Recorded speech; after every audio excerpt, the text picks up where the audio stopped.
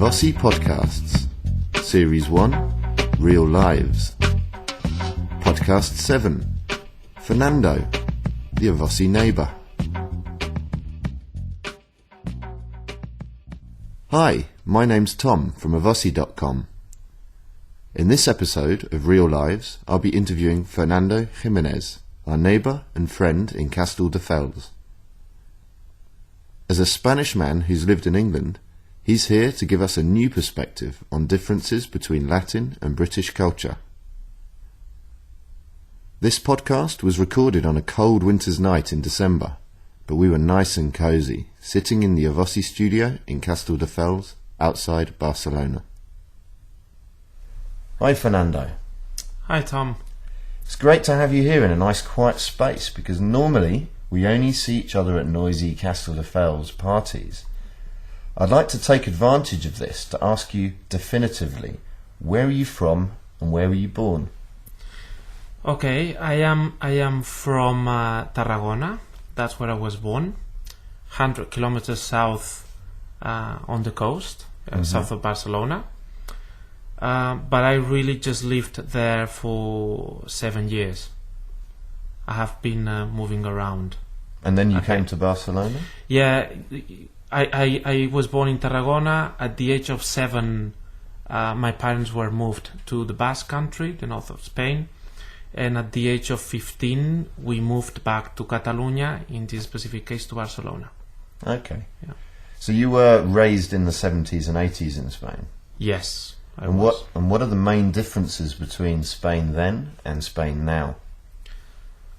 Well, if I look at young people today, they are quite different from what we were. We were children until we were 16, 17, 18, yeah?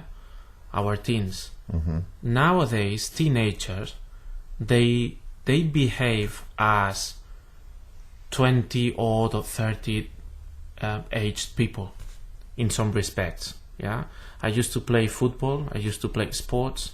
Now at the age of 13, they have boyfriends, girlfriends, they go out, they drink, they do certain things that for sure I didn't do. And do you think that's positive or negative? To me, it's negative. I think it's very negative. Okay. Yeah, people grow up too fast. Yeah. So let's talk a little bit about your personal life. You're not married to a Spanish woman. You're married to a lovely Colombian woman called Lucia. Yes, I am. Yeah. Do you think there's many differences between Colombian women and Spanish women? To me, they are. Okay, they all are women. Fine. So they have some similarities between Spanish women, Colombian women. But Colombian, not just women, Colombian people in general, I think they are much more, let's say, open to real issues. Yeah. And also they are very funny. So I enjoy quite a lot. I would agree with that as well. Yeah. I've spent some time in Colombia, and you yourself have spent a lot of time in Colombia. Would you recommend it? For holidays, yes. I mean, my only periods in Colombia have been for holidays. I do recommend it. Very nice country, very nice people. It's much safer than what some people may think. Mm-hmm. I was there this year, and I agree with that as well. Yeah. So, yeah, totally recommend it. Cool. Moving on. In all my career as a language teacher, I don't think I've ever met any non-native speaker who's managed to achieve such a high level of English and such an authentic accent. How did you do it? Thank you. That wasn't needed. And I'm sure our listeners are very interested to know how you've learnt such amazing English. I decided when I finished my studies, after having a couple of years of work experience, to leave everything in Spain and move to London. And how old were you then? I was 27. 27. Yeah. So there I learned my English in nearly 4 years. And did you have a job when you went there, or did you just pack your bags and leave? Packed my bags, leave, went there, just find a flat. I shared a flat with some people. Once there, I started to send my CVs to different companies.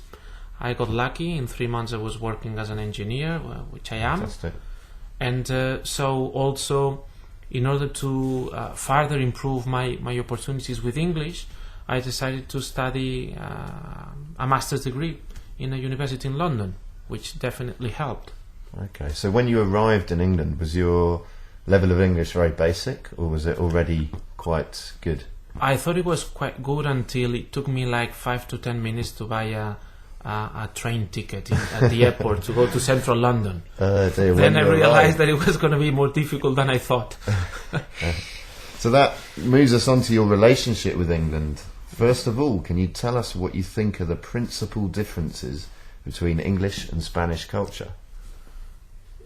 The main difference, at least let's say, between English culture and the culture we have here in Catalonia is that English are very pro-English.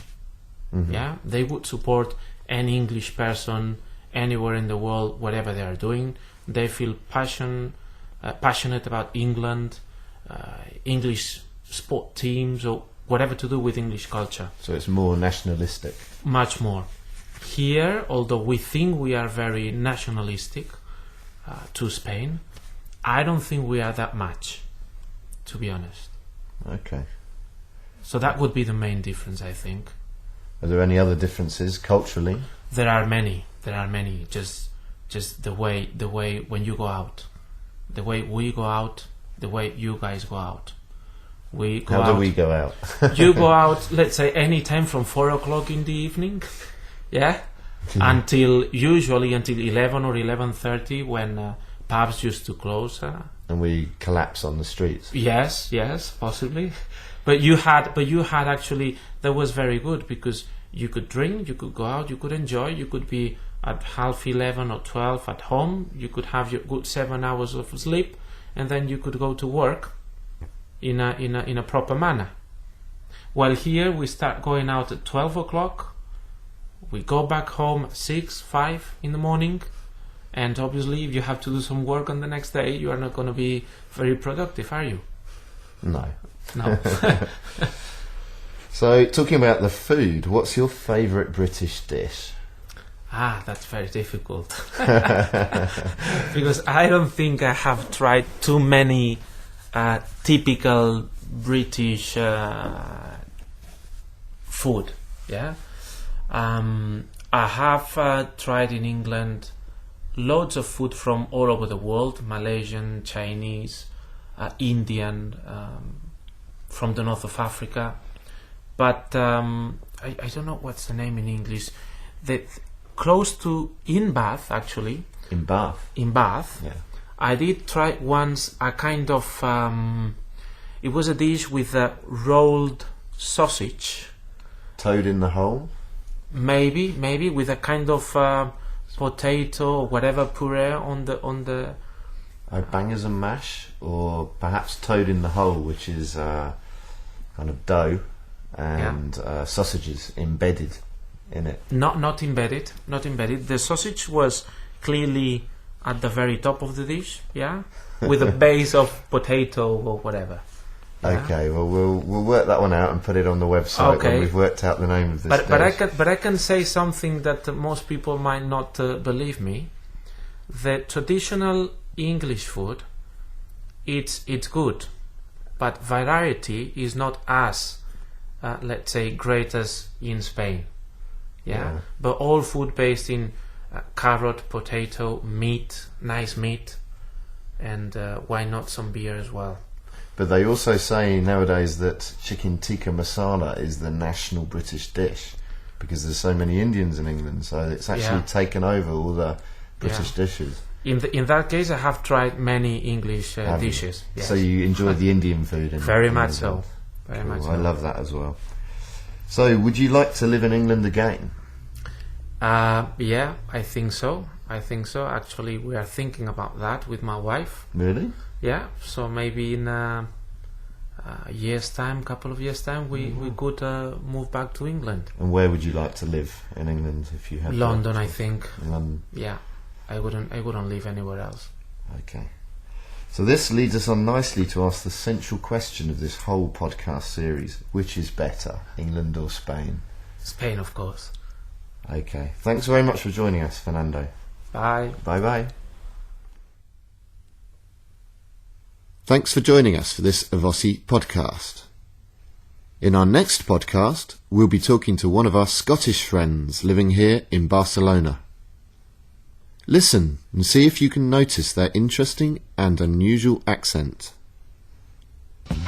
Don't forget, you can get the workbook for this podcast at avosi.com. The workbook includes a transcript of this conversation in both English and Spanish, grammar exercises, and some key vocabulary and language points. Thanks for joining us. Bye!